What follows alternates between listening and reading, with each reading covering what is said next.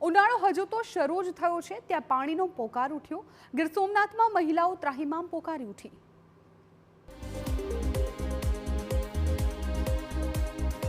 ગીર સોમનાથના સૂત્રાપાડાના ધામળેજ ગામમાં પાણીને લઈ રામાયણ સર્જાઈ।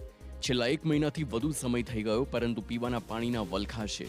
મહિલાઓ સરપંચના ઘરેથી એક બેડું પાણી લાવે છે પરંતુ તેટલા પાણીથી જરૂરિયાત પૂરી કરવી અઘરી છે।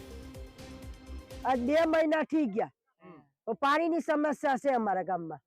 हाँ तो हमें क्या भरवा चाहिए? 20 माणसનું પરિવાર હોય પાણી ક્યાંથી લાવે? મહિના દિવસ સવા મહિનાથી પાણી નથી। અમારે શું પીવું?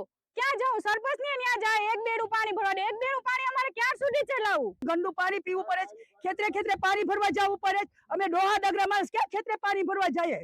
अमर कोई पीवानुं पाणी आपणे सरपंच न्या जाय तो टाको ना खाय। बૈરા माणस एक बेडું पाणी एक बेडું બે મહિના પાણી ચાલે અમારે।